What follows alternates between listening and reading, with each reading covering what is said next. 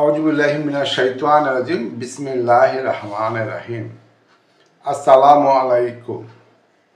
আজকে আমাদের আলোচনার একটা বিষয় হচ্ছে ঈমান পরিপন্থী কিছু আধুনিক যে ধ্যান ধারণা আছে সেই ধ্যান ধারণা কি বা এগুলি নিয়েই আমি আজকে আপনাদের সঙ্গে আলোচনা করতে চাই। জনগণ সকল ক্ষমতার উৎস মানা, মানে জনগণকে আমরা সবসময় সকল ক্ষমতার উৎস মনে করতে পারবো না। জনগণকে আইনের উৎস মানা ঈমানের পরিপন্থী।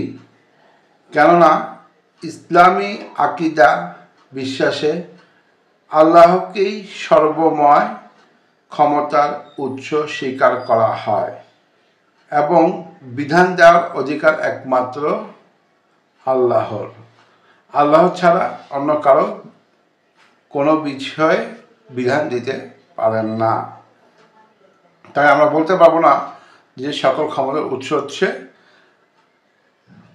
মানে জনগণ সকল ক্ষমতার উৎস না, সকল ক্ষমতার উৎসকে আল্লাহ, এটা আমাদেরকে অবশ্যই বিশ্বাস করতে হবে। প্রচলিত গণতন্ত্রে জনগণকেই সকল ক্ষমতার উৎস এবং জনগণ কর্তৃক নির্বাচিত প্রতিনিধিকে আইন বা বিধানের অথরিটি বলে স্বীকার করা হয়। তাই প্রচলিত গণতন্ত্র এর ধারণা ঈমান আকিদার পরিপন্থী। সমাজতন্ত্রে নিখিল বিশ্বের কোনো সৃষ্টিকর্তা বা খোদা আছে বলে স্বীকার করা হয় না। তাই নাস্তিকতা নির্ভর এই সমাজতন্ত্রের মতবাদের বিশ্বাস করা ঈমান আকিদার পরিপন্থী। গণতন্ত্র, সমাজতন্ত্র ইত্যাদি তন্ত্রমন্ত্রকে মুক্তির পথ মনে করা এবং এ কথা বলা যে ইসলাম সেকেলে মতবাদ, এর দ্বারা বিজ্ঞানের চরম উৎকর্ষের এই যুগে উন্নতি অগ্রগতি সম্ভব নয়, এটা এক ধরনের কুফরি।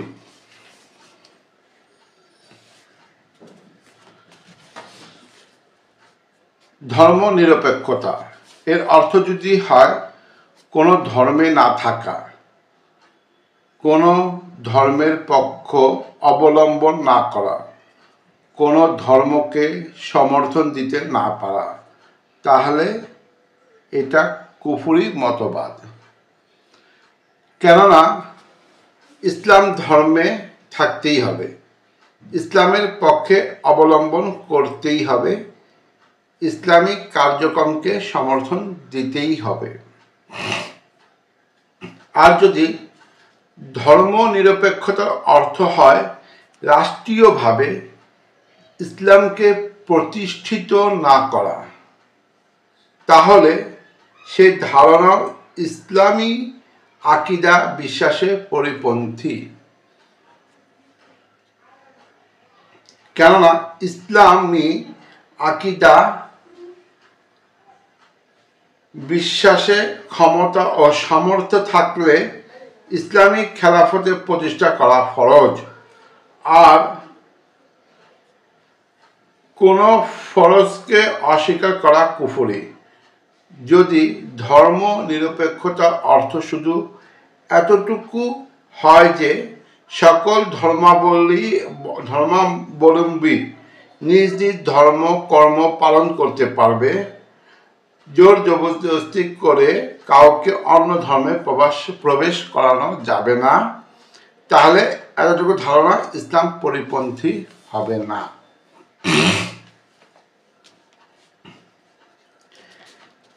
ডারউইন এর বিবর্তনবাদে বিশ্বাস করা কুফরি। অর্থাৎ এই কথা বিশ্বাস করা যে বিবর্তন অনুযায়ী ক্রমান্বয়ে পরিবর্তন হতে হতে এক পর্যায়ে বানর থেকে মানুষ সৃষ্টি হয়েছে, এরূপ বিশ্বাস ইসলাম ও ঈমান পরিপন্থী। ইসলামী আকীদা বিশ্বাসী যারা আছেন তারা বিশ্বাস করেন আল্লাহ তাআলা নিজ হাতে সর্বপ্রথম হযরত আদম আলাইহিস সালামকে সৃষ্টি করেছেন এবং তার থেকেই মানুষ জাতি বিস্তৃত ঘটেছে। তা আমাদের এগুলি অবশ্যই মনে রাখতে হবে। ইসলাম মসজিদের ভিতর সীমাবদ্ধ থাকবে। ইসলাম ব্যক্তিগত ব্যাপার, ব্যক্তিগত জীবনে এটাকে সীমাবদ্ধ রাখতে হবে। সমাজ বা রাষ্ট্রীয় জীবনে এটাকে টেনে আনা যাবে না। এরূপ বিশ্বাস করা কুফরি। কেননা এইভাবে ইসলামের ব্যাপকতাকে অস্বীকার করা হয়। ইসলামী আকীদা বিশ্বাস অনুযায়ী কোরআন হাদিসে তথা ইসলামে মানুষের ব্যক্তিগত, সামাজিক, রাষ্ট্রীয় যাবতীয় ক্ষেত্রে সকল বিষয়ে শাশ্বত সুন্দর দিক নির্দেশনা রয়েছে। নামাজ, রোজা, হজ, যাকাত, পর্দা করা ইত্যাদি ফরজসমূহকে ফরজ তথা অত্যাবশ্যকীয় জরুরি মনে না করা, গান, বাদ্য, সুদ, ঘুষ ইত্যাদি হারামসমূহকে হারাম মনে না করা, এগুলোকে মৌল ভিজের বাড়াবাড়ি বলে আখ্যায়িত করা কুফরি। কেননা কোনো ফরজকে ফরজ বলে অস্বীকার করা বা কোনো হারামকে জায়েজ মনে করা এক ধরনের কুফরি। টুপি, দাড়ি, পাগড়ি, মসজিদ, মাদ্রাসা, আলেম, মৌলবি ইত্যাদিকে তুচ্ছ-তাচ্ছিল্য করাও এক ধরনের কুফরি। তাই আমাদেরকে অবশ্যই এই ধরনের কুফরি কাজ থেকে বিরত থাকতে হবে। আধুনিক কালের নব্য শিক্ষিতদের কেউ কেউ মনে করেন যে কেবলমাত্র ইসলামই নয়, হিন্দু, খ্রিস্টান, ইয়াহুদি, বৌদ্ধ নির্বিশেষে যে কোনো ধর্ম থেকেই মানবতা, মানব সেবা, পরোপকার প্রভৃতি ভালো কাজ করলে পরকালে মুক্তি হবে। এই ধরনের বিশ্বাস করাও এক ধরনের কুফরি। একমাত্র ইসলাম ধর্ম অনুসরণকারীদের মধ্যেই পরকালীন মুক্তি নিহত। এই কথাই বিশ্বাস রাখতে হবে। মানে যারা একমাত্র ইসলাম যে ধর্মরা একমাত্র যে ইসলাম ধর্ম অনুসারী আছেন তাদের মধ্যে পরকালীন মুক্তি নিহত, এই কথাই বিশ্বাস রাখা ইমানের জন্য অত্যন্ত জরুরি। তবে বিশেষভাবে আবার আরও কিছু বলতে চাই, এই কিতাব যে সকল বিষয়ে কুফরি বলে আখ্যায়িত করা হয়েছে, মানে আমরা এই বই থেকে যে সকল বিষয়ে কুফরি বলে আখ্যায়িত করিয়াছি, কারোর মধ্যে যদি তা পরিলক্ষিত হয় তখন তাকে কাফের বলে ফতোয়া দিয়ে দেওয়া যাবে না।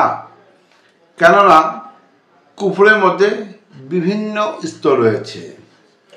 যদিও সব স্তরের কুফরি, গুমরাহি এবং যার মধ্যে তা পাওয়া যাবে সে পথভ্রষ্ট, গোমরাহ এবং আহলে সুন্নাত ওয়াল জামাত বহির্ভূত। তবে কুফরের কোনো স্তর পাওয়া গেলে কাউকে কাফের বলে ফতোয়া দেওয়া যায় তা বিজ্ঞ ওলামা ও মুফতিগণই নির্ণয় করতে পারেন। অর্থাৎ যে কোনো কাউকে হঠাৎ করেই কুফরি বলা যাবে না। কুফরি বলতে হলে অবশ্যই ওলামা ও মুফতিগণের মাধ্যমেই তাকে কাফের বলতে হবে। তাহলে আমরা আজকে এই আলোচনা থেকে আমরা অনেক কী কী কাজে কুফরি এবং ঈমান পরিপন্থী তা আমি বাহ্যিকভাবে আলোচনা করার চেষ্টা করলাম। এবং ঈমান পরিপন্থী যদি আরও কিছু আপনাদের জানা থাকে এবং কুফরি সম্বন্ধে যদি আরও কিছু জানা থাকে তাহলে অবশ্যই আপনারা আমাকে কমেন্টস করে জানাবেন এবং আপনারা আমার জন্য দোয়া করবেন। আজকে এই পর্যন্ত শেষ করছি। আসসালামু আলাইকুম ওয়া রাহমাতুল্লাহি ওয়া বারাকাতুহু।